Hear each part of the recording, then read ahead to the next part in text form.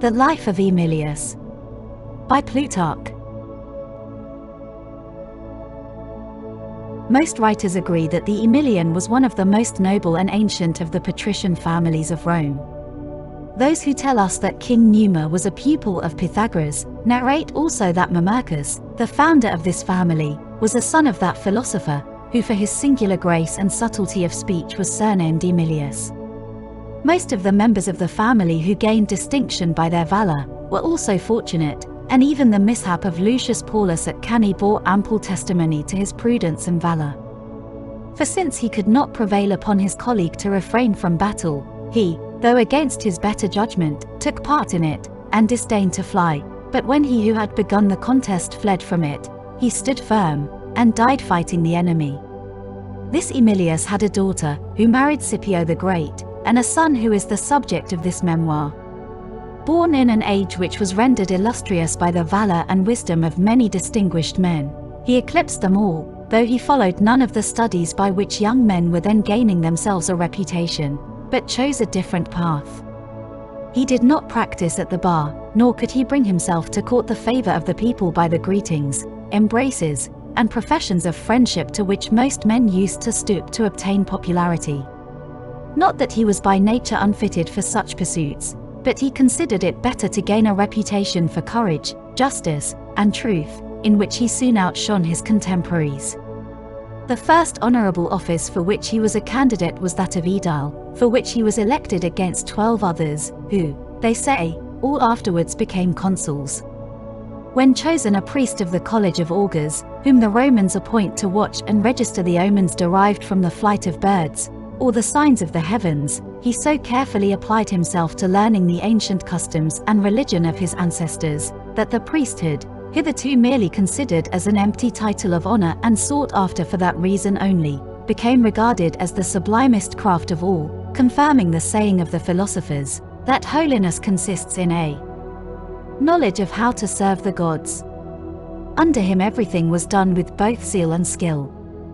He neglected all other duties, when engaged upon these, neither omitting any part nor adding any, arguing with his companions, when they blamed him for his care about trifles, that though a man might think that heaven was merciful and forgiving of negligences, yet that habitual disregard and overlooking of such points was dangerous for the state, seeing that no one ever begins till some flagrant breach of the law to disturb the constitution, but those who are careless of accuracy in small things soon begin to neglect the most important. He was no less severe in exacting and maintaining military discipline than with religious observances, never forgetting the general in the demagogue, nor, as many then did, endeavoring to make his first command lead to a second by indulgence and affability to his troops, but, like a priest expounding mysteries, he carefully taught them everything requisite for a campaign, and, by his severity to the careless and disobedient, restored the former glory to his country, for he seemed to think victory over the enemy was merely a subordinate incident in the great work of disciplining his fellow citizens. When the Romans were at war with Censorship the Great, and all their most experienced generals were employed against him, there arose another war in the west of Europe, in consequence of revolutionary movements in Spain. Emilius was appointed commander to conduct this war, not with 6 lictors only, like ordinary generals, but 12, so as to give him consular authority. He defeated the barbarians in 2 pitched battles, with a loss of nearly 30,000. The credit of this exploit belongs peculiarly to the general, who made such use of the advantage of the ground, and the ford over a certain river, as to render victory an easy matter for his soldiers. He also took 250 cities, which opened their gates to him. Having established a lasting peace in his province, he returned to Rome, not having gained a penny by his command.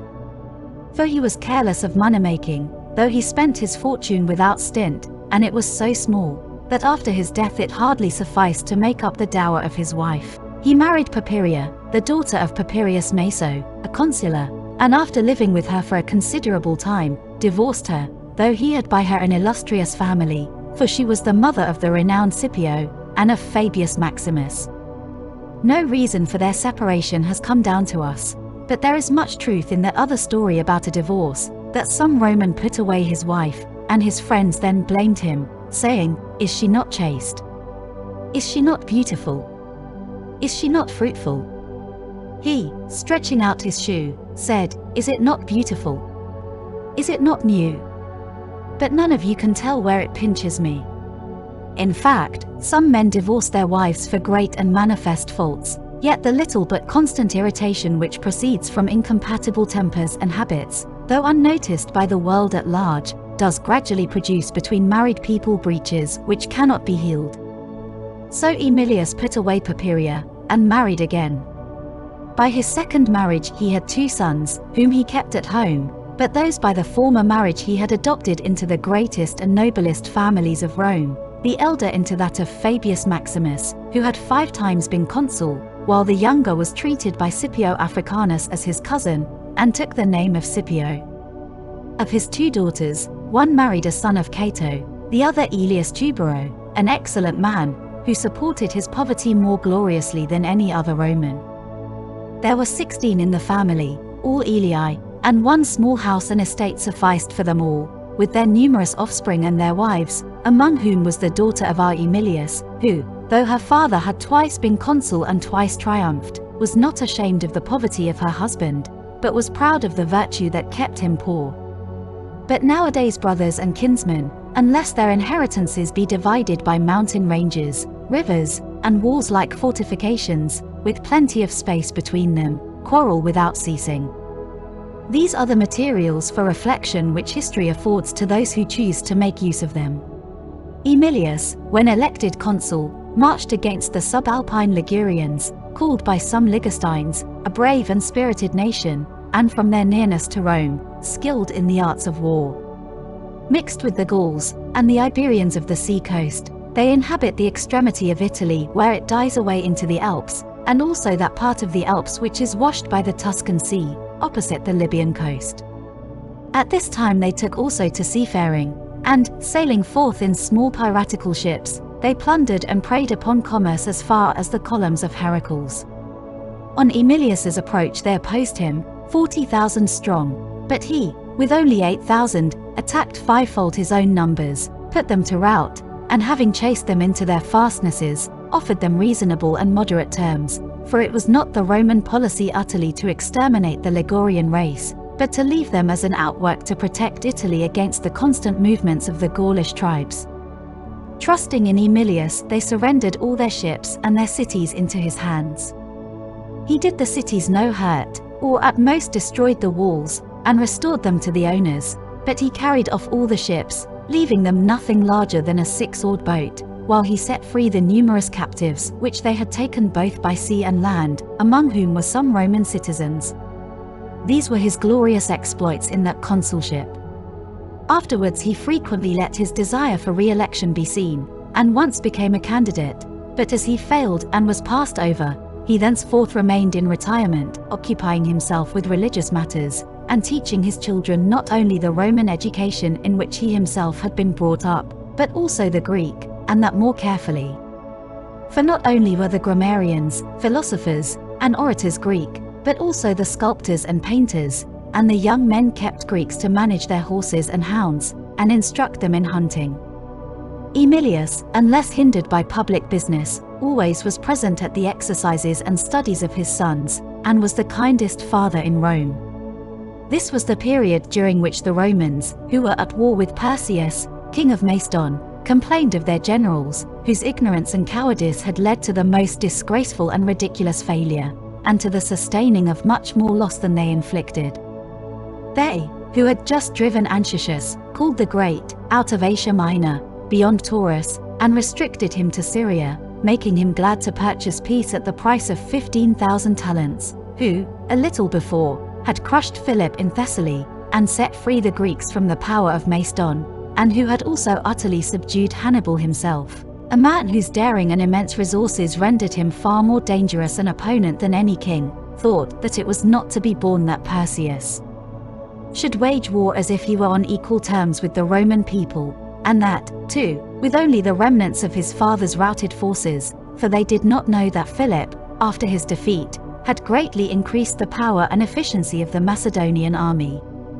To explain which, I shall briefly relate the story from the beginning. Antigonus, who was the most powerful of the generals and successors of Alexander, and who obtained for himself and his family the title of king, had a son named Demetrius, whose son was Antigonus, called Gonatas. His son again was named Demetrius, who, after reigning some short time, died, leaving a son Philip, a mere boy in years. Fearing disturbance during his minority, the Macedonian nobles made Antigonus, a cousin of the deceased, regent and commander-in-chief, associating with him in this office the mother of Philip. Finding him a moderate and useful ruler, they soon gave him the title of king. He had the sobriquet of docen, as though he were only a promiser, not a performer of his engagements. After this man, Philip came to the throne, and, while yet a boy, distinguished himself in all that becomes a king, so as to raise men's hopes that he might restore the empire of Macedon to its ancient glory, and be alone able to check the power of Rome, which now menaced the whole world. Defeated in a great battle at Scotussa by Titus Flamininus, he bent to the storm, surrendered all that he had to the Romans, and was thankful for mild treatment. Afterwards, chafing at his subordinate position, and thinking that to reign dependent on the pleasure of the Romans was more worthy of a slave who cares only for sensual pleasure, than of a man of spirit, he gave his whole mind up to preparations for war, and secretly and unscrupulously collected materials for it. Of the cities in his kingdom, he allowed those on the seacoast and the main roads to fall into partial decay, so that his power might be despised, while he collected great forces in the interior. Here he filled all the outposts, fortresses, and cities with arms, money, and men fit for service, and thus trained the nation for war, yet kept his preparations secret. In his arsenals were arms for 30,000 men, 8 million medimni of corn were stored in his fortresses, and such a mass of treasure as would pay an army of 10,000 men for 10 years. But before he could put all these forces in motion and begin the great struggle, he died of grief and remorse, for he had, as he admitted, unjustly put his other son Demetrius to death on the calumnies of one far worse than he was. Perseus, the survivor, inherited his father's hatred of the Romans with his kingdom, but was not of a caliber to carry out his designs, as his small and degraded mind was chiefly possessed by avarice. He is said not even to have been legitimate, but that Philip's wife obtained him when a baby from his real mother, a midwife of Argos, named Nathana, and palmed him off upon her husband.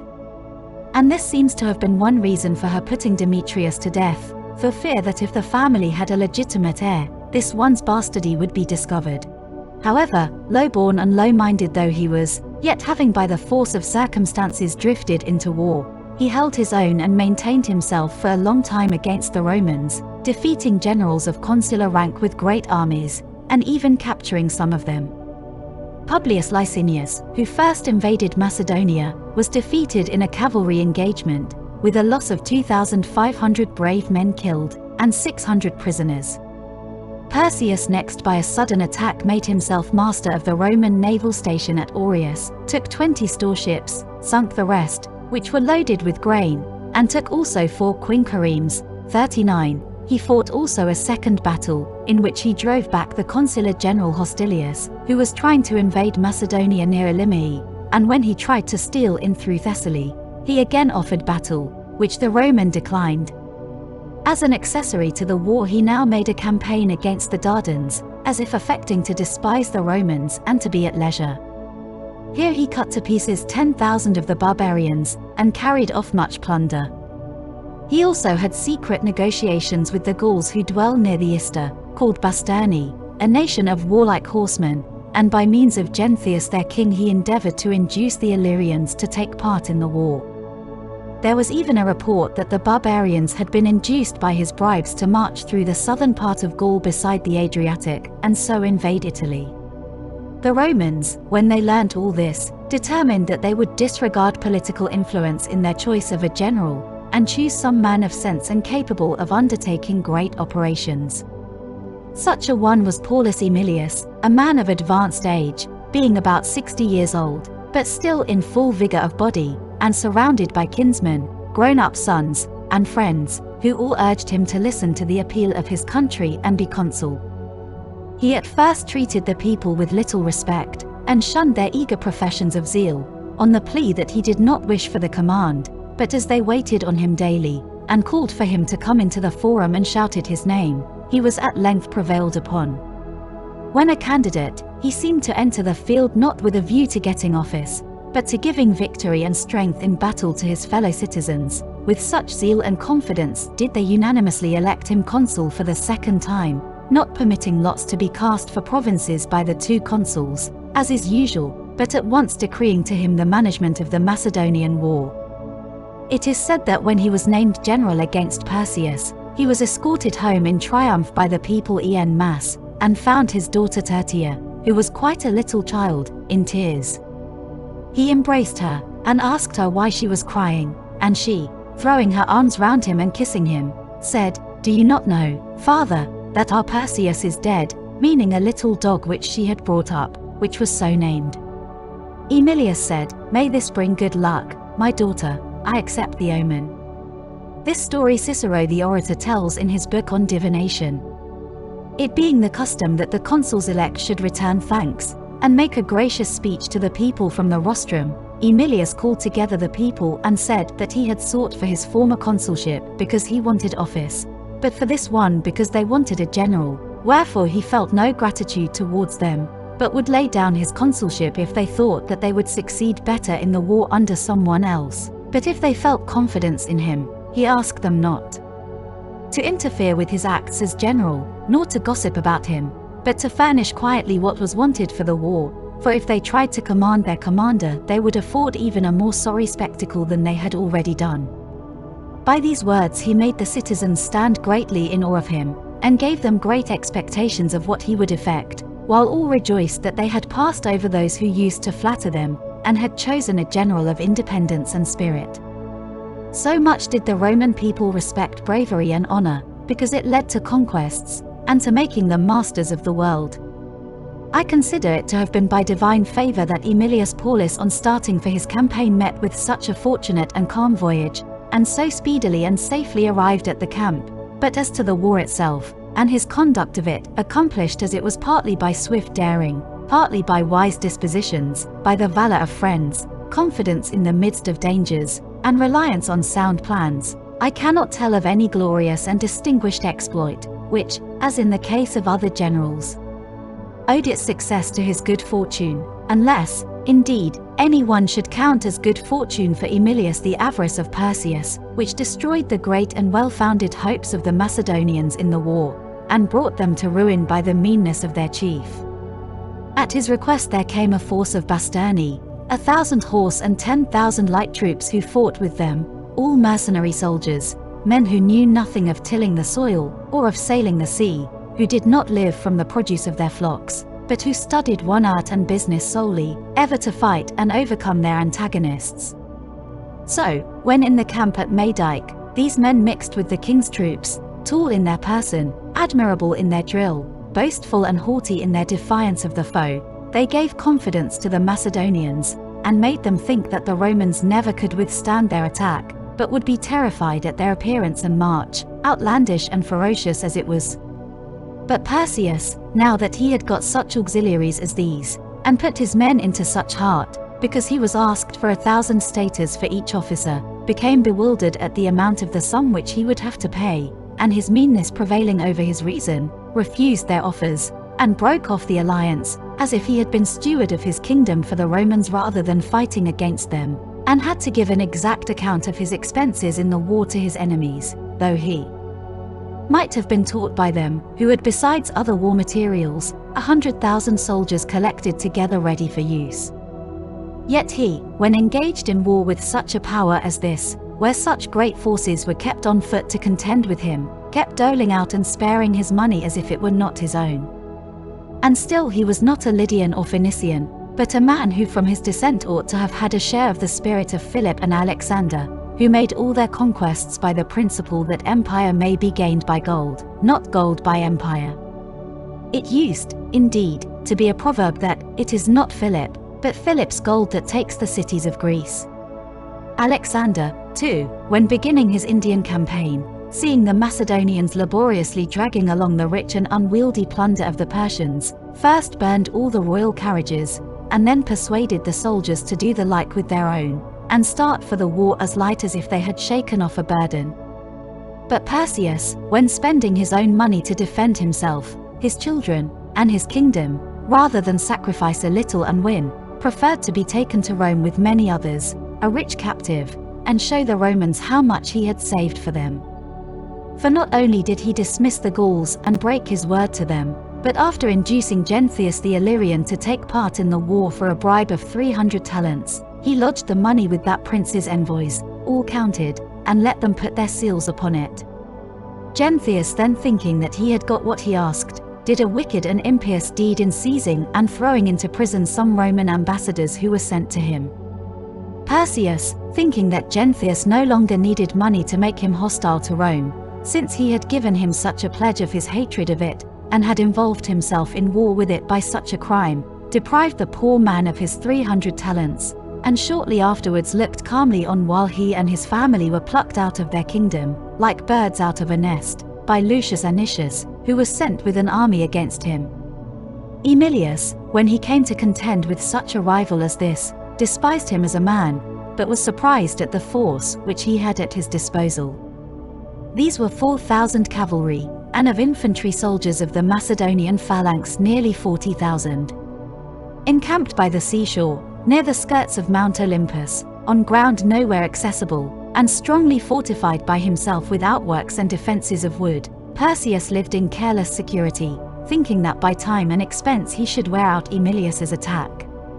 But he, while he busied his mind with every possible mode of assault, perceiving that his army in consequence of its past want of discipline was impatient, and usurped the general's province by proposing all sorts of wild schemes, severely reprimanded the soldiers, and ordered them not to meddle with what was not their concern, but only take care that they and their arms were ready, and to use their swords as Romans should when their general should give the word.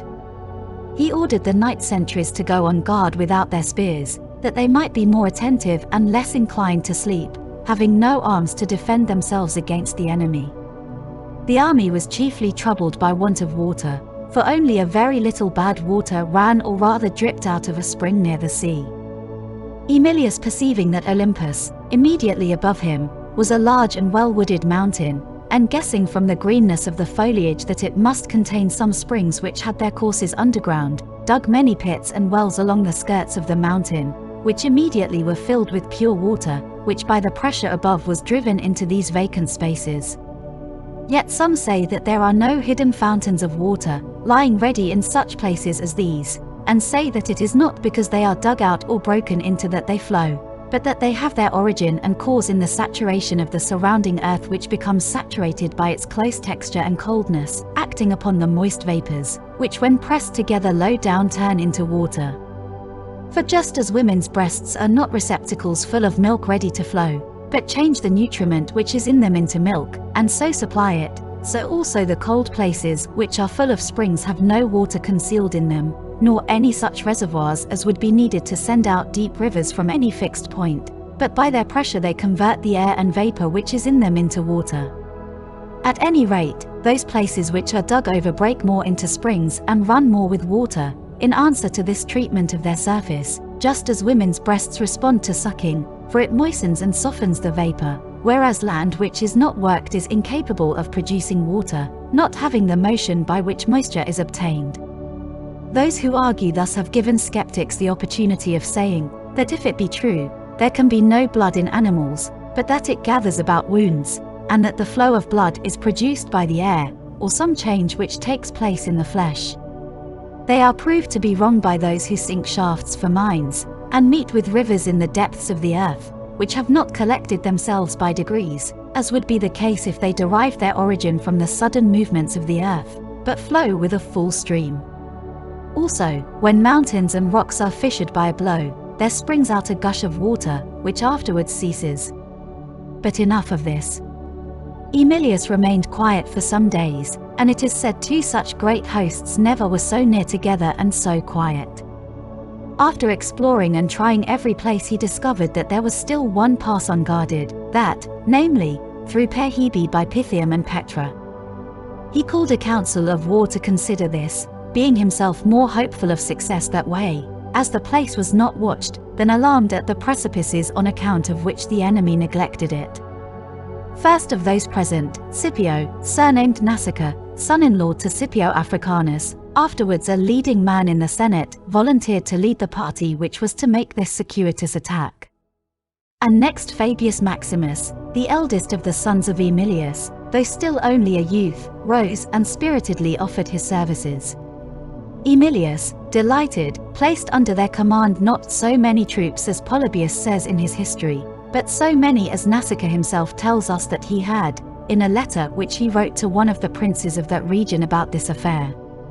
He had 3,000 Italians, besides his main body, and 5,000 who composed the left wing. Besides these, Nasica took 120 horse, and 200 of Harpalus's light troops, Thracians and Cretans mixed. He began his march along the road towards the sea, and encamped near the temple of Heracles, as though he intended to sail round to the other side of the enemy's camp, and so surround him. But when the soldiers had supped, and it was dark, he explained his real plan to his officers, marched all night away from the sea, and halted his men for rest near the temple of Apollo. At this place Olympus is more than 10 furlongs high, and this is proved by the epigram which the measurer wrote as follows. The height of Olympus' crest at the temple of Pythian Apollo consists of, measured by the plumb line, 10 stads, and besides 100 feet all but 4. It was Xenagoras, the son of Eumelus, who discovered its height. King Apollo, hail to thee, be thou propitious to us. And yet geometricians say that neither the height of any mountain nor the depth of any sea is above 10 stads, furlongs. However, Xenophanes did not take its altitude conjecturally, but by a proper method with instruments. Here then Nasica halted.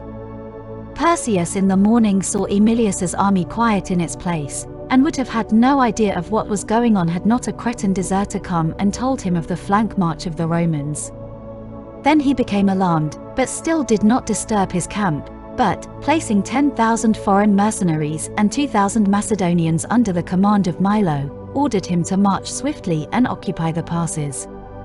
Now Polybius says that the Romans fell upon these men when they were in their beds, but Nasica tells us that a sharp and dangerous conflict took place upon the heights. He himself was assailed by a Thracian, but struck him through the breast with his spear.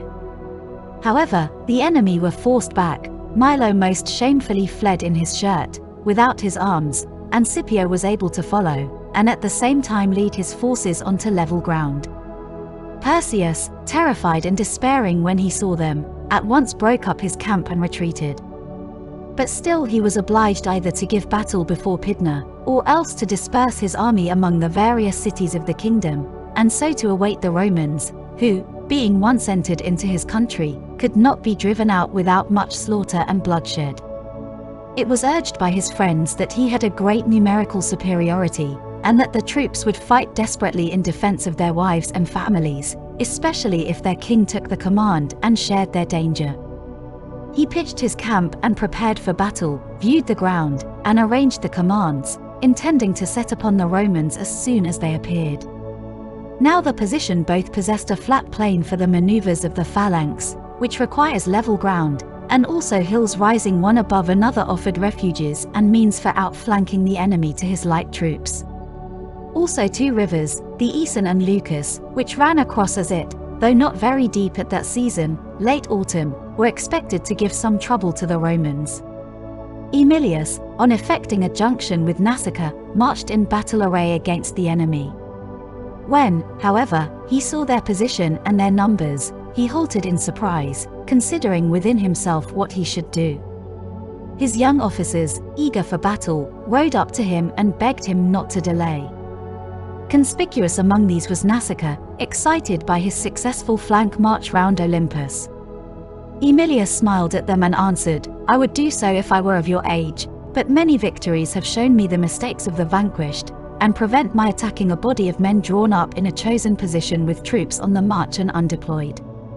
He gave orders that those troops who were in front should gather together and appear to be forming in battle array, while those who were behind pitched their palisades and fortified a camp. Then by wheeling off men by degrees from the front line, he gradually broke up his line of battle, and quietly drew all his forces within the ramparts of his camp. When night fell, and after supper the army had betaken itself to sleep and rest, suddenly the moon, which was full and high in the heavens, became obscured, changed color, and became totally eclipsed. The Romans, after their custom, called for her to shine again by clattering with brass vessels, and uplifting blazing faggots and torches. The Macedonians did nothing of the sort, but dismay spread over their camp, and they muttered under their breath that this portended the eclipse of their king.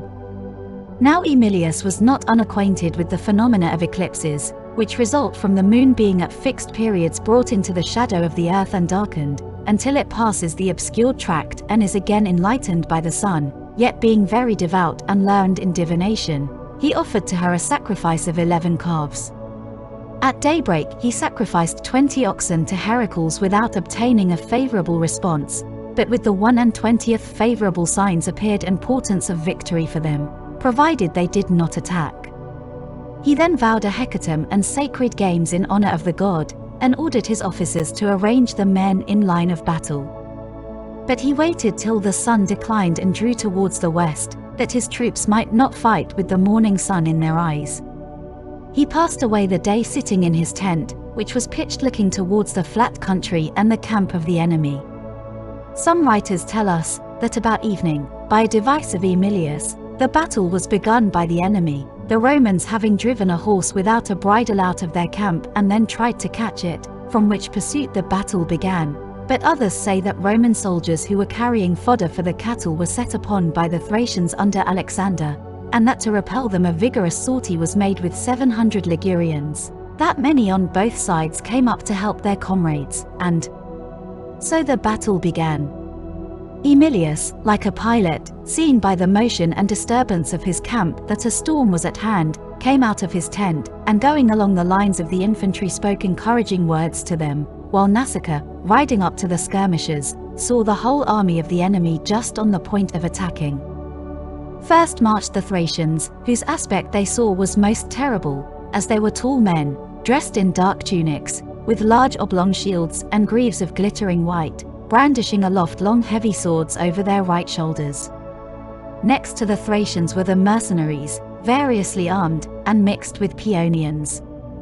After these came a third corps, of Macedonians, picked men of proved courage, and in the flower of their age, glittering with gilded arms and new purple dresses. Behind them again came the phalanxes from the camp with their brazen shields, filling all the plain with the glittering of their armor, and making the hills ring with their shouts. So swiftly and boldly did they advance that those who were first slain fell 2 furlongs only from the Roman camp. When the battle began, Emilius came up, and found the front ranks of the Macedonians had struck their spearheads into the Roman shields, so that they could not reach them with their swords. When also the other Macedonians took their shields off their shoulders and placed them in front, and then at the word of command all brought down their pikes, he, viewing the great strength of that serried mass of shields, and the menacing look of the spears that bristled before them, was amazed and terrified, having never seen a more imposing spectacle, and often afterwards he used to speak of that sight, and of his own feelings at it. At the time, however, he put on a cheerful and hopeful look, and rode along the ranks showing himself to the men without helmet or cuirass. But the Macedonian king, according to Polybius, having joined battle, was seized with a fit of cowardice, and rode off to the city on the pretext that he was going to sacrifice to Heracles, a god unlikely to receive the base offerings of cowards or to fulfill their unreasonable prayers. For it is not reasonable that he who does not shoot should hit the mark, nor that he who does not stand fast at his post should win the day, or that the helpless man should succeed or the coward prosper. But the god heard the prayers of Emilius, for he prayed for victory whilst fighting, sword in hand, and invited the god into the battle to aid him. Not but what one Posidonius, who says that he took part in these transactions, and wrote a history of Perseus in many volumes, says that it was not from cowardice, or on the pretext of offering sacrifice that he left the field, but that on the day before the battle he was kicked on the leg by a horse, that in the battle, though in great pain, and entreated by his friends to desist, he ordered a horse to be brought, and without armor rode up to the phalanx. Here as many missiles were flying about from both sides, an iron javelin struck him, not fairly with its point, but it ran obliquely down his left side, tearing his tunic, and causing a dark bruise on his flesh, the scar of which was long visible. This is what Posidonius urges in defense of Perseus. Now as the Romans when they met the phalanx could make no impression upon it, Solovius, the leader of the Pelignians, seized the standard of his regiment and threw it among the enemy. The Pelignians, as the loss of a standard is thought to be a crime and an impiety by all Italians, rushed to the place, and a fierce conflict began there with terrible slaughter. The one party tried to dash aside the long spears with their swords, and to push them with their shields, and to seize them away with their very hands, while the Macedonians, wielding their spears with both hands, drove them through their opponents, armor and all, for no shield or corselet could resist their thrust. They then cast over their own heads the bodies of these Pelignians and Marrucini, who pressed madly like wild creatures up to the line of spears and certain death. When the first rank fell in this manner, those behind gave way. It cannot be said that they fled, but they retreated to a mountain called Olocrus. Posidonius tells us that Emilius tore his clothes in despair at seeing these men give ground, while the other Romans were confounded at the phalanx, which could not be assailed, but with its close line of spears, like a palisade, offered no point for attack. But when he saw that, from the inequalities of the ground, and the length of their line, the Macedonian phalanx did not preserve its alignment, and was breaking into gaps and breaches, as is natural should happen in a great army, according to the different attacks of the combatants, who made it bulge inwards in one place, and outward in another, then he came swiftly up, and dividing his men into companies, ordered them to force their way into the spaces and intervals of the enemy's line, and to make their attack, not in any one place altogether, but in several, as they were broken up into several bodies.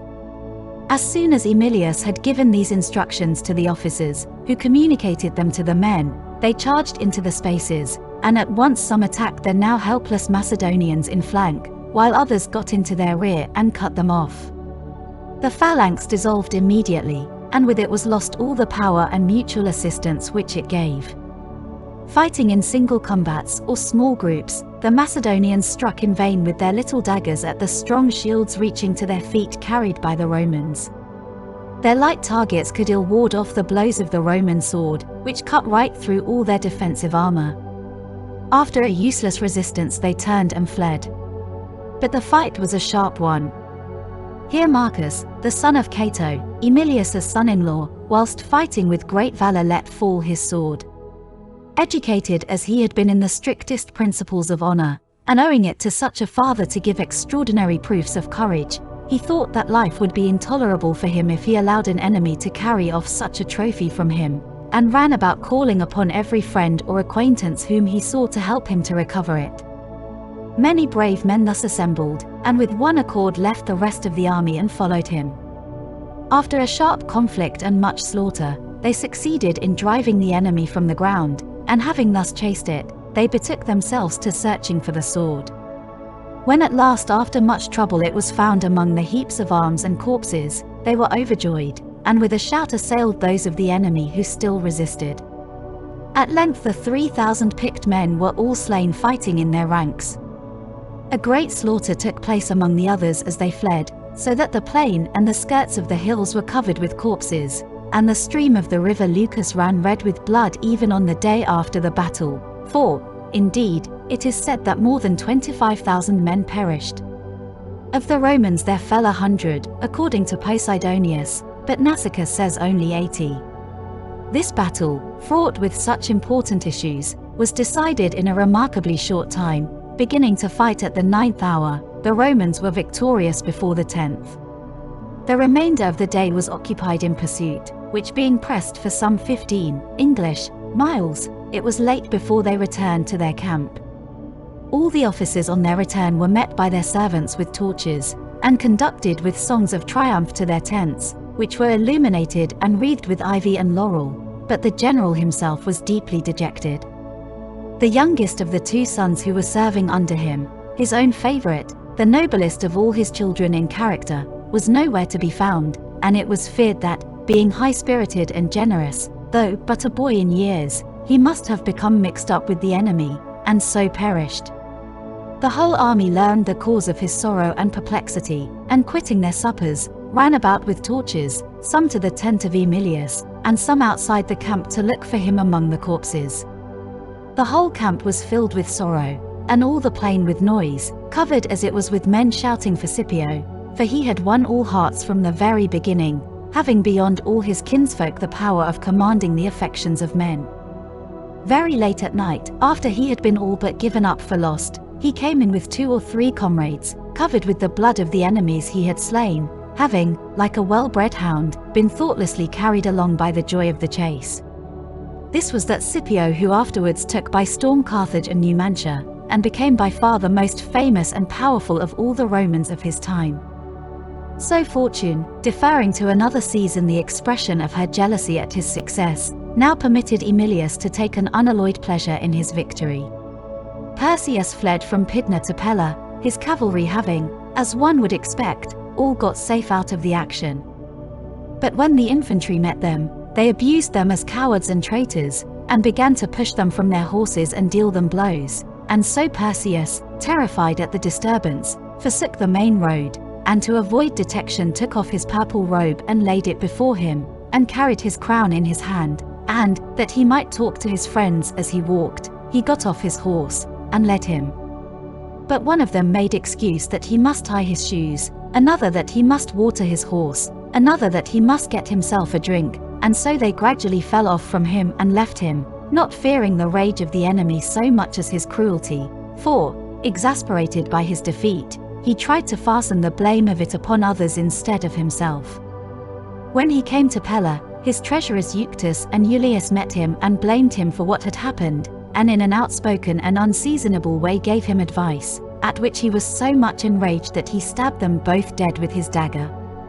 After this no one stayed with him except Evander a Cretan, Archedimus an Aetolian, and Neon a Boeotian.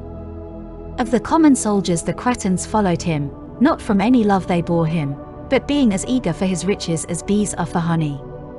For he carried great store of wealth with him, and out of it distributed among the Cretans cups and bowls and other gold and silver plate to the amount of 50 talents.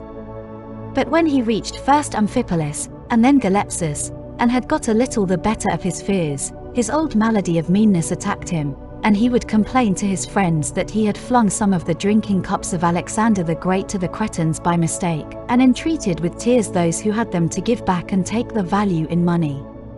Those who understood his character were not taken in by this attempt to play the Cretan with men of Crete, but some believed him and lost their cups for nothing. For he never paid the money, but having swindled his friends out of 30 talents, which soon fell into the hands of the enemy, he sailed with the money to Samothrace, and took sanctuary in the temple of the Dioscuri as a suppliant. The people of Macedon have always been thought to love their kings, but now, as if some main prop had broken, and the whole edifice of government fallen to the ground, they gave themselves up to Emilius, and in 2 days constituted him master of the entire kingdom. This seems to confirm the opinion of those who say that these successes were owing to a special good fortune, and the incident of the sacrifice also was clearly sent from heaven. For when Emilius was offering sacrifice at Amphipolis, when the sacred rites had been performed, lightning came down upon the altar and burned up the offering. But in its miraculous character and good luck the swiftness with which the news spread surpasses all these, for on the 4th day after Perseus had been vanquished at Pydna, while the people at Rome were assembled at a horse race, suddenly there arose amongst them a rumor that Emilius had defeated Perseus in a great battle and had subdued all Macedonia. This report soon spread among the populace, who expressed their joy by applause and shouts throughout the city all that day. Afterwards, as the report could be traced to no trustworthy source, but was merely repeated among them vaguely, it was disbelieved and came to nothing, but in a few days they learned the real story, and wondered at the rumor which had preceded it, combining truth with falsehood. There is a legend that the news of the battle on the river Sagra in Italy against the natives was carried the same day into Peloponnesus, and that of the Battle of Mycale against the Medes was so carried to Plataea. The victory of the Romans over the Latins under the exiled Tarquins was reported at Rome a little after it took place, by 2 men, tall and fair, who came from the army. These men they conjectured to have been the Dioscuri, Castor and Pollux. The first man who fell in with them as they stood in the forum, near the fountain, found them washing their horses, which were covered with sweat. He marveled much at their tale of the victory, and then they are said to have smiled serenely and stroked his beard, which instantly changed from black to yellow, thus causing his story to be believed, besides winning for him the sobriquet of Ahenobarbus, which means brazen beard. But that which happened in our own time will make all these credible. When Antonius rebelled against Domitian, and a great war in Germany was expected, Rome was greatly disturbed till suddenly there arose among the people a rumor of victory, and a story ran through Rome that Antonius himself was killed, and that the army under him had been utterly exterminated. And this report was so clear and forcible that many of the magistrates offered sacrifice for the victory. When the originator of it was sought for, as he could not be found, but the story when traced from one man to another was lost in the vast crowd as if in the sea, and appeared to have no solid foundation, all belief in it died away. But when Domitian set out with his forces to the war, he was met on the way by messengers with dispatches describing the victory. The day of this success was the same as that stated by the rumors, though the places were more than 2,500 English miles distant. All men of our own time know this to be true. Gnaeus Octavius, the admiral under Emilius's orders, now cruised round Samothrace. He did not, from religious motives, violate Perseus's right of sanctuary, but prevented his leaving the island and escaping. But nevertheless Perseus somehow outwitted him so far as to bribe one Oroandes, a Cretan, who possessed a small vessel, to take him on board. But this man, like a true Cretan, took the money away by night, and bidding him come the next night with his family and attendants to the harbour near the temple of Demeter, as soon as evening fell, set sail. Now Perseus suffered pitiably in forcing himself, and his wife and children, who were unused to hardships, through a narrow window in the wall, and set up a most pitiful wailing when someone who met him wandering on the beach showed him the ship of Oroandes under sail far away at sea. Day was now breaking, and having lost his last hope, he made a hasty retreat to the town wall, and got into it with his wife, before the Romans, though they saw him, could prevent him. But his children he had entrusted to a man named Ion, who once had been a favourite of his, but now betrayed him, and delivered them up to the Romans, thus providing the chief means to compel him, like a wild animal, to come and surrender himself into the hands of those who had his children. He felt most confidence in Nasica, and inquired for him, but as he was not present, after lamenting his fate, and reflecting on the impossibility of acting otherwise, he surrendered himself to Gnaeus. Now he was able to prove that he had a vice yet more sordid than avarice, namely, base love of life, by which he lost even his title to pity, the only consolation of which fortune does not deprive the fallen. He begged to be brought into the presence of Emilius, who, to show respect to a great man who had met with a terrible misfortune, rose, and walked to meet him with his friends, with tears in his eyes.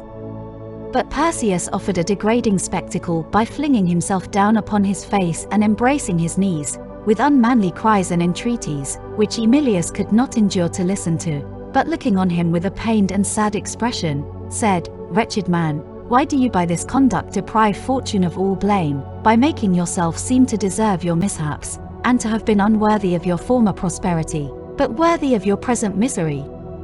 And why do you depreciate the value of my victory, and make my success a small one, by proving degenerate and an unworthy antagonist for Romans? Valor, however unfortunate, commands great respect even from enemies, but the Romans despise cowardice, even though it be prosperous."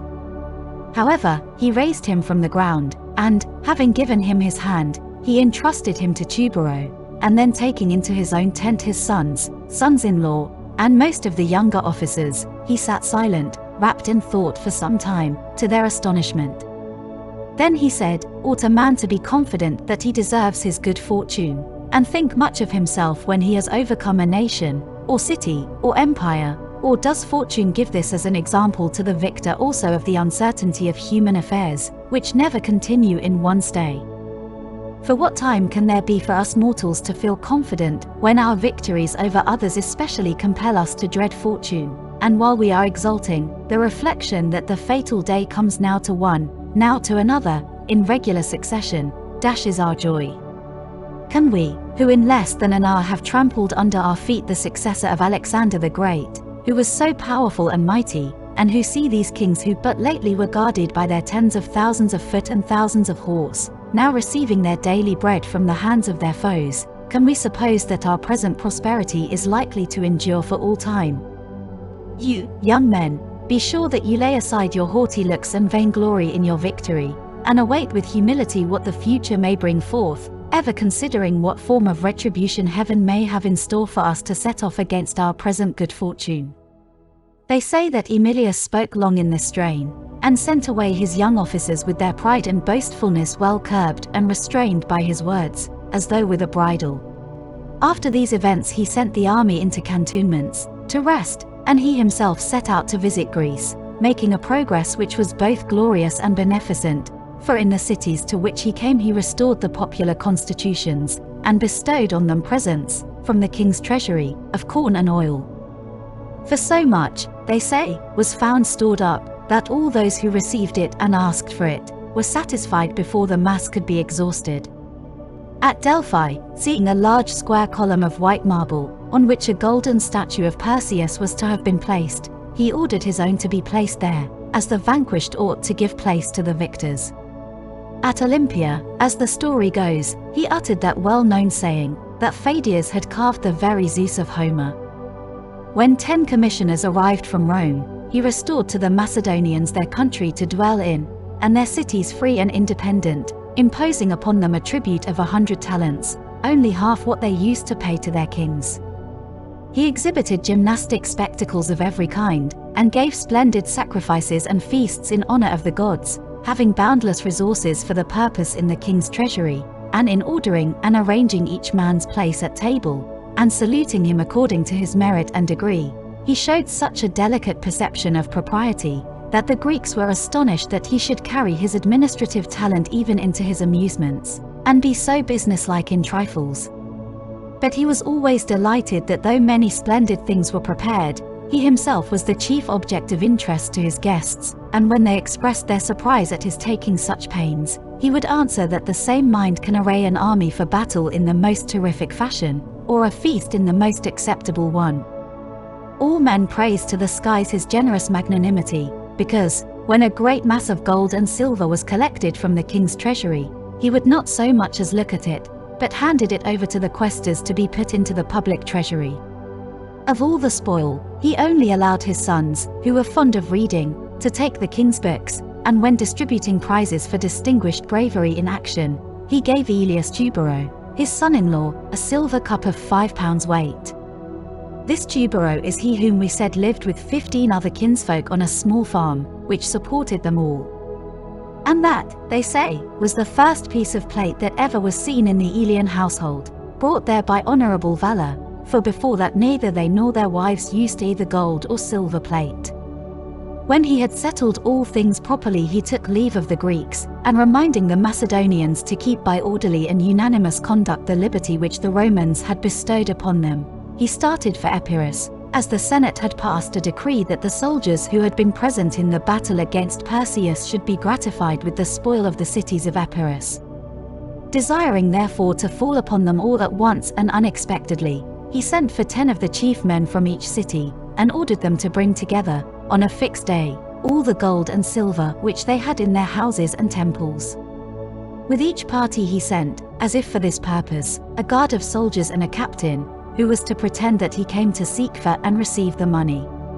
But when day broke, they all at the same time fell to sacking and plundering the cities, so that, in 1 hour, 150,000 people were reduced to slavery, and 70 cities plundered. Yet from such ruin and destruction as this, there resulted no more than 11 drachmae for each soldier, while all mankind shuddered at this termination of the war, that a whole nation should be cut to pieces to produce such a pitiful present. Emilius, having performed this work, greatly against his real nature, which was kind and gentle, proceeded to Oricum, and thence crossed to Italy with his army. He himself sailed up the river Tiber in the king's own ship of 16 banks of oars, adorned with the arms of the vanquished, and crowns of victory and crimson flags, so that all the people of Rome came out in a body as if to a foretaste of the spectacle of his triumphal entry, and walked beside his ship as she was gently rowed up the river. But the soldiery, casting longing glances at the king's treasure, like men who had not met with their deserts, were angry and dissatisfied with Emilius, for this reason really, though the charge they openly put forward was that he was a harsh and tyrannical ruler, so they showed no eagerness for the triumph. Servius Galba, an enemy of Emilius, who had once commanded a legion under him, hearing this, plucked up spirit to propose openly that he should not be allowed a triumph. He disseminated among the soldiers many calumnies against their general, and so still more exasperately their present temper. Next he asked the tribunes of the plebs for another day, as that day would not suffice for his speech, only 4 hours remaining of it.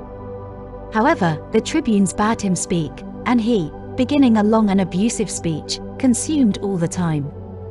At nightfall the tribunes dismissed the assembly. But the soldiers, now grown bolder, assembled round Galba, and, forming themselves into an organized body, again at daybreak occupied the capital, for it was thither that the tribunes had summoned the people. The voting began as soon as it was day, and the first tribe voted against the triumph. Soon the rumor of this spread to the rest of the people and to the Senate.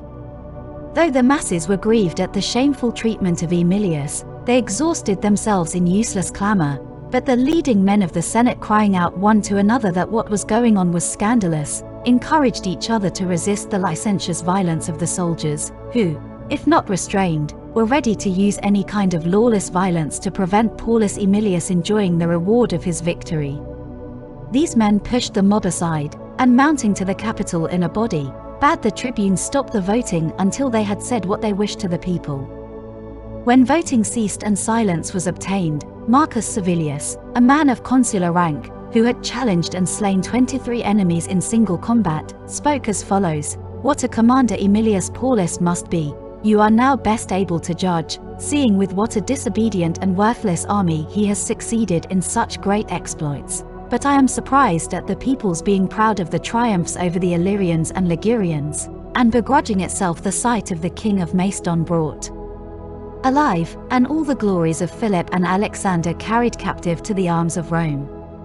Is it not a strange thing that on the unfounded rumor of this victory being circulated, you sacrificed to the gods, praying that you soon might behold this spectacle, yet now that the army has returned after a real victory, you refuse the gods the honor and yourself the pleasure of it, as if you feared to see the extent of your successes, or wished to spare the feelings of your captive enemy, though it would show a nobler feeling than pity for him, not to deprive your general of his triumph.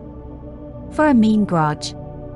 Your baseness has reached such a pitch that a man without a scar, with his body delicately nurtured in the shade, dares to speak about generalship and triumphs before us who have learned by so many wounds to judge of a general's vice and virtues." As he spoke, he opened his clothes, and showed his breast with an incredible number of scars upon it, then turning to Galba, who had made some remarks not very decent, "You laugh," said he, "at these other marks, but I glory in them before my countrymen, for I got them by riding, night and day, in their service. But come, bring them to vote, I will go amongst them and follow them all to the poll, that I may know those who are cowardly and ungrateful, and like rather to be ruled by a demagogue than by a true general." These words are said to have caused such remorse and repentance among the soldiers, that all the tribes voted Emilius his triumph. It is said to have been celebrated thus. The people, dressed in white robes, looked on from platforms erected in the horse course, which they call the circus, and round the forum, and in all other places which gave them a view of the procession. Every temple was open, and full of flowers and incense, and many officials with staves drove off people who formed disorderly mobs, and kept the way clear. The procession was divided into 3 days. The first scarcely sufficed for the display of the captured statues, sculptures, and paintings, which were carried on 250 carriages. On the following day the finest and most costly of the Macedonian arms and armor were borne along in many wagons, glittering with newly burnished brass and iron, and arranged in a carefully studied disorder, helmets upon shields, and corslets upon greaves, with Cretan targets, Thracian wicker shields and quivers mixed with horses' bits, naked swords rising out of these, and the long spears of the phalanx ranged in order above them, making a harmonious clash of arms, as they were arranged to clatter when they were driven along, with a harsh and menacing sound, so that the sight of them even after victory was not without terror. After the wagons which bore the arms walked 3,000 men, carrying the silver coin in 750 earthen vessels, each carrying 3 talents, and borne by 4 men. Others carried the silver drinking horns, and goblets and chalices, each of them disposed so that it could be well seen, and all remarkable for their size and the boldness of their carving. On the 3rd day, at earliest dawn, marched the trumpeters, not playing the music of a march, but sounding the notes which animate the Romans for a charge. After them were led along 120 fat oxen with gilded horns, adorned with crowns and wreaths. They were led by youths clad in finely fringed waistcloths in which to do the sacrifice, while boys carried the wine for the libations in gold and silver vessels. After these came men carrying the gold coin, divided into vessels of 3 talents each like the silver. The number of these vessels was 80 all but 3. Then came those who carried the consecrated bowl which Emilius had made of 10 talents of gold adorned with jewels, and men carrying the plate of Antigonid and Seleucus, and cups of Thericles ware, 41, and all Perseus's own service of gold plate. Next came the chariot of Perseus with his armor, and his crown set upon the top of his armor, and then after a little interval came the captive children of the king, and with them a tearful band of nurses and teachers, who held out their hands in supplication to the spectators, and taught the children to beg them for mercy. There were 2 boys and 1 girl, all too young to comprehend the extent of their misfortune. This carelessness made their fallen state all the more pitiable, so that Perseus himself walked almost unnoticed, for the Romans in their pity had eyes only for the children, and many shed tears, while all felt that the sight was more painful than pleasing till the children were gone by. Behind the children and their attendants walked Perseus himself, dressed in a dark-colored cloak with country boots, seeming to be dazed and stupefied by the greatness of his fall. A band of his friends and associates followed him with grief-laden countenances, and, by their constantly looking at Perseus, and weeping, gave the spectators the idea that they bewailed his fate without taking any thought about their own.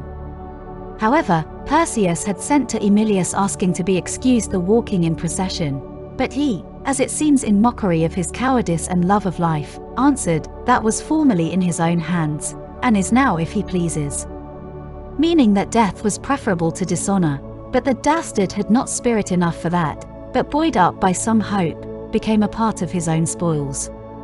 After these were borne golden crowns, 400 in number, which the cities of Greece had sent to Emilius with deputations, in recognition of his success.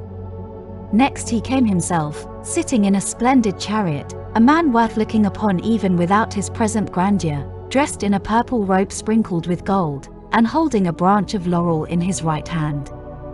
All the army was crowned with laurel and followed the car of the general in military array, at one time singing and laughing over old country songs, then raising in chorus the paean of victory and recital of their deeds, to the glory of Emilius, who was gazed upon and envied by all, disliked by no good man. Yet it seems that some deity is charged with tempering these great and excessive pieces of good fortune, and skimming as it were the cream of human life, so that none may be absolutely without his ills in this life, but as Homer says, they may seem to fare best whose fortune partakes equally of good and evil. For he had 4 sons, 2, as has been already related, adopted into other families, Scipio and Fabius, and 2 others who were still children, by his second wife, who lived in his own house. Of these, one died 5 days before Emilius's triumph, at the age of 14, and the other, 12 years old, died 3 days after it, so that there was no Roman that did not grieve for him, and all trembled at the cruelty of fortune, which had burst into a house filled with joy and gladness, and mingled tears and funeral dirges with the triumphal paeans and songs of victory. Yet Emilius, rightly thinking that courage is as valuable in supporting misfortunes as it is against the Macedonian phalanx, so arranged matters as to show that for him the evil was overshadowed by the good, and that his private sorrows were eclipsed by the successes of the state, lest he should detract from the importance and glory of the victory. He buried the first child, and immediately afterwards triumphed, as we have said, and when the second died after the triumph, he assembled the people and addressed them, not so much in the words of one who needs consolation, as of one who would console his countrymen, who were grieved at his misfortunes. He said that he never had feared what man could do to him, but always had feared fortune, the most fickle and variable of all deities, and in the late war she had been so constantly present with him, like a favoring gale, that he expected now to meet with some reverse by way of retribution. In one day, said he, I crossed the Ionian Sea from Brundisium to Corcyra. On the 5th day I sacrificed at Delphi. In 5 more I entered upon my command in Macedonia, performed the usual lustration of the army, and, at once beginning active operations, in 15 days more I brought the war to a most glorious end. I did not trust in my good fortune as lasting, because everything favored me, and there was no danger to be feared from the enemy, but it was during my voyage that I especially feared that the change of fortune would befall me, after I had conquered so great a host, and was bearing with me such spoils and even kings as my captives. However, I reached you safe, and saw the city full of gladness and admiration and thanksgiving, but still I had my suspicions about fortune, knowing that she never bestows any great kindness unalloyed and without exacting retribution for it. And no sooner had I dismissed this foreboding about some misfortune being about to happen to the state, than I met with this calamity in my own household, having during these holy days had to bury my noble sons, one after the other, who, had they lived, would alone have borne my name. Now therefore I fear no further great mischance, and am of good cheer, for a sufficient retribution has been exacted from me for my successes, and the triumpher has been made as notable an example of the uncertainty of human life as the victim, except that Perseus, though conquered, still has his children, while Emilius, his conqueror, has lost his. Such was the noble discourse which they say Emilius from his simple and true heart pronounced before the people. As to Perseus, though he pitied his fallen fortunes and was most anxious to help him, all he could do was to get him removed from the common prison, called carcer by the Romans, to a clean and habitable lodging, where, in confinement, according to most authors, he starved himself to death, but some give a strange and extraordinary account of how he died, saying that the soldiers who guarded him became angry with him, and not being able to vex him by any other means, they prevented his going to sleep, watching him by turns, and so carefully keeping him from rest by all manner of devices, that at last he was worn out and died. 2 of his children died also, but the third, Alexander, they say became accomplished in rapose work and other arts. He learned to speak and write the Roman language well, and was employed by the magistrates as a clerk, in which profession he was much esteemed. The most popular thing which Emilius did in connection with Macedonia was that he brought back so much money that the people were not obliged to pay any taxes till the consulship of Hirtius and Pausa, during the first war between Antony and Augustus Caesar. This was remarkable about Emilius, that he was peculiarly respected and loved by the people, though of the aristocratical party, and though he never said or did anything to make himself popular, but always in politics acted with the party of the nobles. Scipio Africanus was afterwards reproached with this by Epirus. These were the leading men in the city, and were candidates for the office of censor, the one with the senate and nobles to support him, that being the hereditary party of the Appii, the other being a man of mark in himself, and one who ever enjoyed the greatest love and favor with the people. So when Epirus saw Scipio coming into the forum surrounded by men of low birth and freedmen, yet men who knew the forum, and who could collect a mob and by their influence and noise could get any measure passed, he called out, O Paullus Aemilius, groan in your grave, at your son being brought into the censorship by Emilius the crier and Licinius Philonicus. But Scipio kept the people in good humor by constantly augmenting their privileges, whereas Emilius, though of the aristocratic party, was no less loved by the people than those who courted their favor and caressed them. They showed this by electing him, amongst other dignities, to the censorship, which office is most sacred, and confers great power, especially in examining men's lives, for the censor can expel a senator of evil life from his place, and elect the president of the Senate, and punish licentious young men by taking away their horses. They also register the value of property, and the census of the people. In his time they amounted to 337,452. He appointed Marcus Aemilius Lepidus president of the Senate, who 4 times already had enjoyed that dignity, and he expelled 3 senators, not men of mark.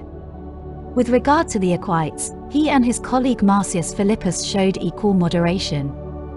After most of the labors of his life were accomplished, he fell sick of a disorder which at first seemed dangerous, but as time went on appeared not to be mortal, but wearisome and hard to cure.